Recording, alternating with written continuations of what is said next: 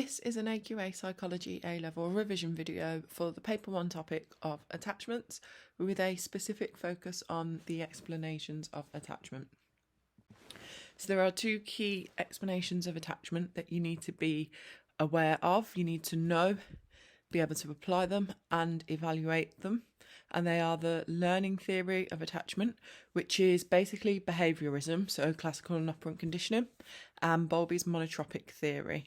Within Bowlby's monotropic theory, there are two crucial concepts that will emerge later on in the specification as well. So they are introduced at this point in the specification, and they are the concepts of a critical period and an internal working model. So to begin, you might want to pause this video. We're going to start with learning theory. You might want to have a think about some of the main assumptions of learning theory and what your prior knowledge is of that theory before we apply it to behaviourism. So in 5 seconds time, I will go through those main assumptions.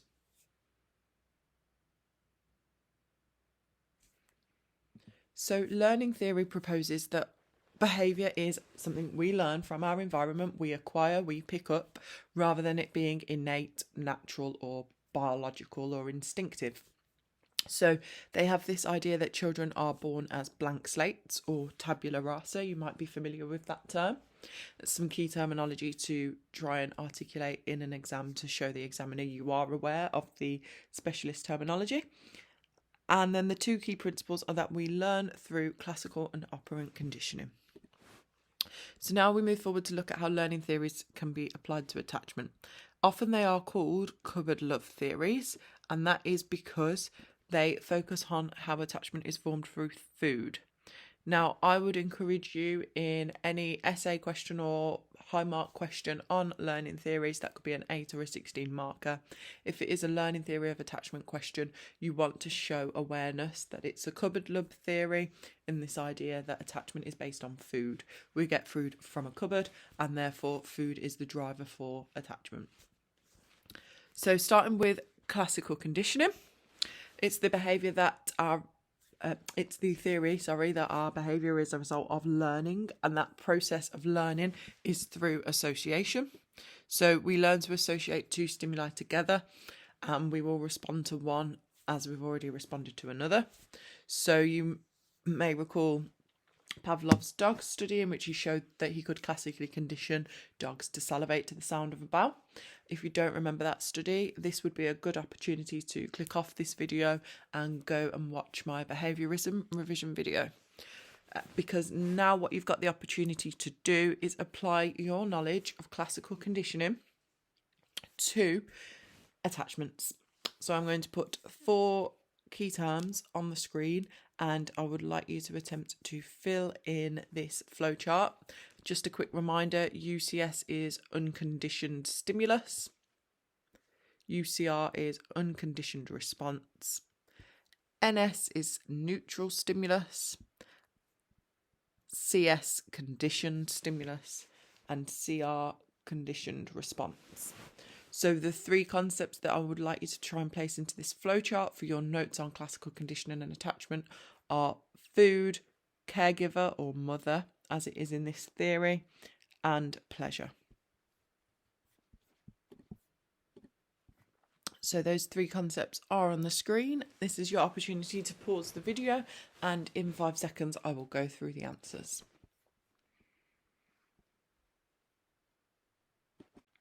So here is the completed flowchart, in which you have food as the unconditioned stimulus, which biologically will always cause the unconditioned response of pleasure or satisfaction.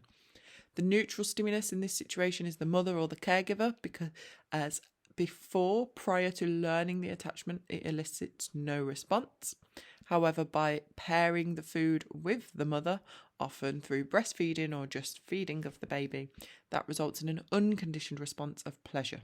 Now that's unconditioned because at the moment that needs to be paired multiple times before it can progress to the conditioned stimulus, being the mother. Food is no longer required, and that's why the mother is conditioned, and the conditioned response, that learnt response to the mother, is pleasure. So having a look at that in word format, Food is an unconditioned stimulus. It produces an unconditioned response of pleasure. The caregiver is a neutral stimulus and they provide no response, but by continually pairing the neutral stimulus with the unconditioned stimulus, they slowly become associated with each other until eventually the caregiver alone produces that pleasure in the infant. The caregiver has now become a conditioned stimulus and the pleasure they bring is a conditioned response. So learning theorists believe that that is the process of attachment being learnt, which is then further reinforced through operant conditioning. And a reminder of what operant conditioning is: that is when we learn to repeat a behaviour due to the consequences of that behaviour. So if a behaviour produces something pleasant, we'll repeat that behaviour and therefore it's been reinforced. And then the opposite is also true. If a behaviour produces something unpleasant, it's less likely to be repeated. So how this links to attachments is through the mechanism of crying. The infant will cry because it leads to a reaction from the caregiver, and obviously that is the only way infants can communicate when they are newly born and for the first almost 2 years, let's say, of their life. So as long as the caregiver provides the correct response, crying becomes reinforced and the baby will then cry whenever they want comfort. So the baby gets reinforced for crying because crying gets them what they want, what they need, and therefore this is a form of negative reinforcement as well for the caregiver, as they learn to stop the crying by providing the baby with what they need. So attachment is formed because the infant will seek the person who can supply the reward or remove the discomfort. A final piece of AO1, which isn't entirely necessary, but it is useful to know, is this idea from learning theory that actually attachment is a secondary drive, meaning, again, it's not instinctive, it's not innate, but it's something that's learnt and it comes secondary to the primary drive of hunger. Hunger is natural, it's a biological motivator, it's built within us all, and we are motivated through operant conditioning to eat to reduce that unpleasant feeling of hunger.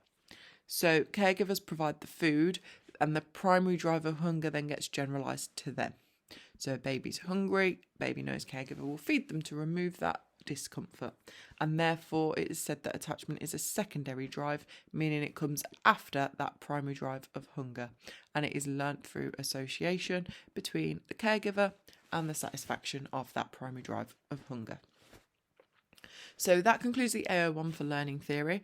On the screen are just a few bullet points for you to consider of how you can use your prior knowledge of psychology of this attachment topic and of approaches to evaluate the learning theory of attachment. So I'm going to give you the opportunity to pause the video, and in 5 seconds I will discuss some of the evaluation for this theory.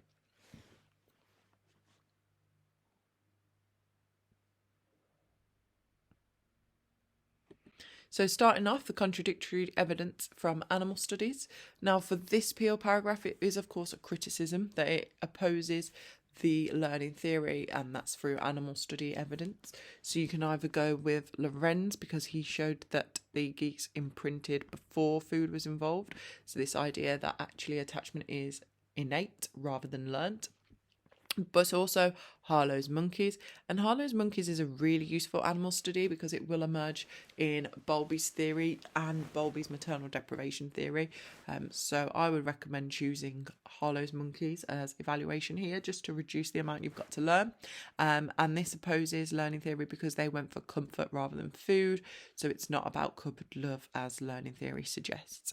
And we can assume that because monkeys are really quite similar to humans in that they are primates, they are mammals, food is not the thing needed to create the attachment bond, and therefore the theory lacks validity. You can also use Schaffer and Emerson's study to contradict learning theory. Again, contradictory evidence, but this time from human studies. I'm going to give you the opportunity to just have a quick think about how Schaffer and Emerson contradicts learning theory, and I will discuss that in 5 seconds.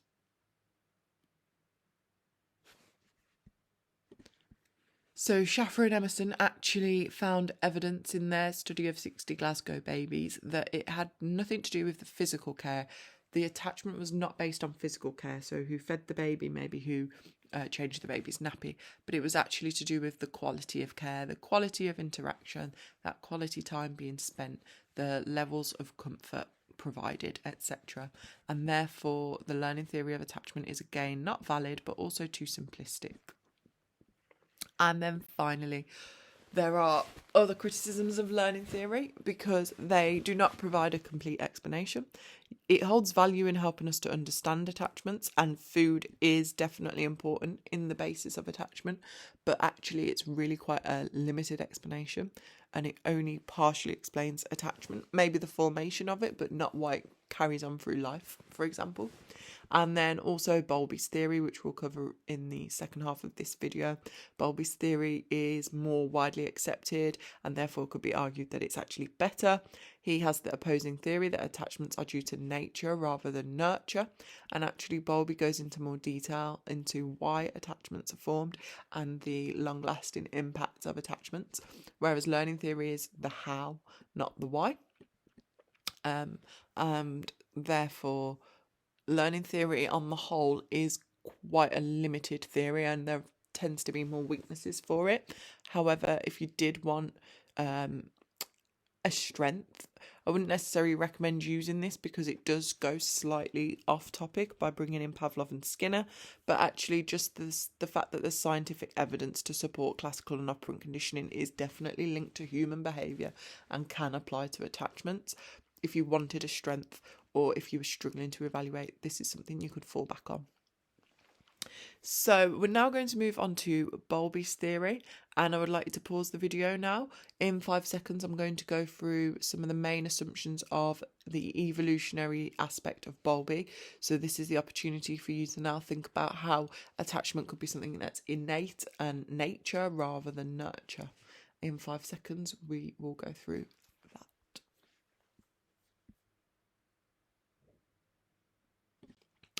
Okay, so Bowlby believed infants and mothers have a biological need to stay in contact with each other, and that attachment behaviours are something that is instinctive in humans and animals and gets activated by anything that might threaten being nearby to that attached individual. Fear of strangers is also something that's important for survival, and it is all nature, because it's about evolving, surviving and reproducing in a nutshell. So the first concept of Bowlby's theory is that of monotropy. Now, I always encourage people to remember this as two words: mono, meaning one, and tropy, missing a H, sort of like a trophy. And that is because Bowlby suggests that actually there should be one really important caregiver in an infant's life to help encourage that survival. And that's why it's called monotropy, because it's one unique special attachment, and it's a different attachment and more important than all other attachments that child goes on to have. So Bowlby also put forward two laws or two principles regarding his theory, because the backbone to his theory is that the more time a baby spent with the mother figure, the better for survival, but also for their future life. So he said there needs to be continuity. There needs to be constant and predictable childcare to improve the quality of attachment. And also the law of accumulated separation. He stated the safest dose is a 0 dose, and by that he means every separation from the mother will add up and those negative effects. So the more separation, the more those negative effects accumulate and become worse. Therefore, the safest dose is a 0 dose. No separation between the caregiver and infant, particularly during the critical period, which we'll get onto in a moment. Bowlby also discussed the concept of a social releaser alongside the critical period, and so Bowlby suggests that because attachment is needed for survival, babies are born with biological innate cute behaviours, things that they don't learn. They're just born naturally to do things like smile and coo, and that cute little thing where they might grip your finger when you put your hand near theirs. So those are social releasers because they encourage attention and they activate that attachment system. They make adults go, ooh, that baby's cute, and therefore the adult wants to love the baby, feel love towards the baby and continue to care for the baby. So both mother and baby are biologically predisposed to become attached to one another. And this will build the relationship, especially in the early weeks of life when the infant can't really interact that much with the caregiver. Just sustains that attachment for survival. So the critical period, it's around 2 years, up to 2.5 years, you'll usually get the mark for the critical period. And this is when Bowlby says the attachment system is active. So a child is when they're maximally sensitive to attachment. And if the attachment is not formed within that 2.5 years of the child's life, it becomes very hard to form one later. It's important to note here, Bowlby is specifically talking about that monotropic relationship, that one unique special caregiver that provides them with that quality of care. And the final concept of Bowlby's that you need to know for AO1 is the internal working model. And this one is useful to know in detail because it does emerge as the last bullet point on the specification. So getting confident with this knowledge now will help you in at least 2 other places in the spec, but particularly at the end of the spec. So Bowlby suggested that children form mental representations or templates of attachment that are a model for our relationships, and they come from that relationship with your primary caregiver, your monotropic relationship. It has a powerful effect on all future relationships. So Bowlby says a child whose first experience is of a loving relationship and a reliable caregiver, remember that law of continuity, they will then form that expectation for all of their other relationships that they should too be loving, reliable and have those same qualities. Whereas a child who's got poor treatment tends to form poor relationships because they go on to expect poor treatment, as that's what they've had previously in their first important attachment. It will affect their child's ability to become a parent themselves, because people tend to base their parenting behaviour on their own experiences of being parented. And it's I don't necessarily agree with this statement, but it is part of Bowlby's theory in that children from functional families will go on to have functional families themselves.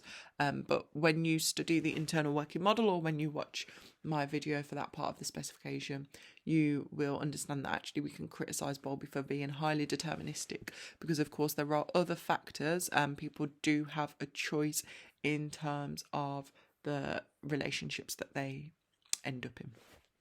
So this is the opportunity to pause the video and have a think about how you could evaluate Bowlby's theory of attachment. In 5 seconds, we'll go through the answers.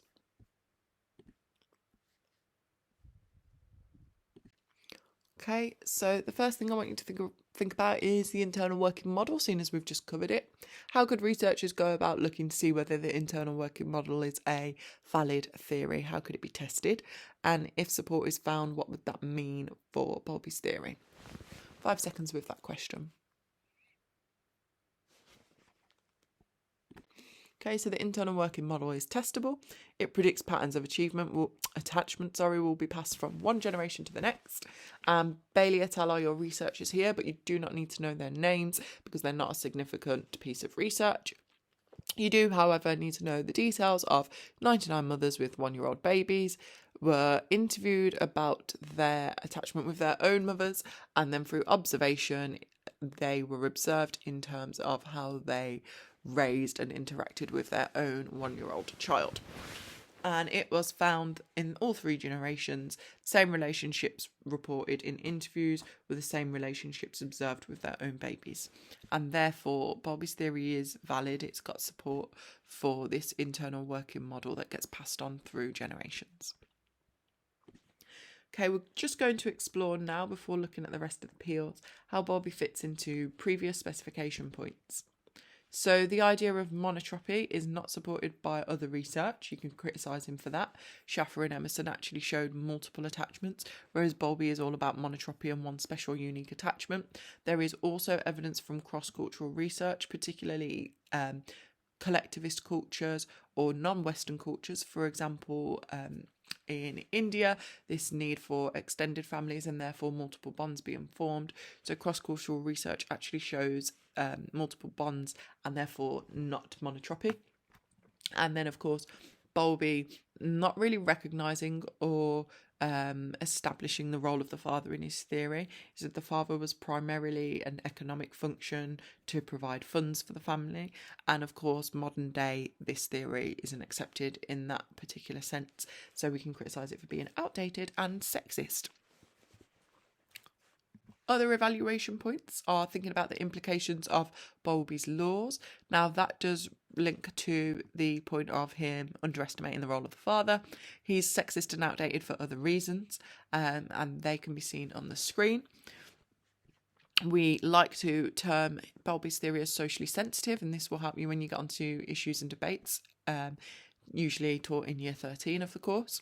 So monotropy is very controversial. The law of accumulated separation especially places a lot of pressure and burden of responsibility on mothers, pushing them towards a particular lifestyle, maybe not returning to work so soon, feeling the need to stay in on weekends with their child rather than going out and socialising or having time away from family, because of that accumulated separation idea that if you leave your child, you're going to cause them damage in their later life.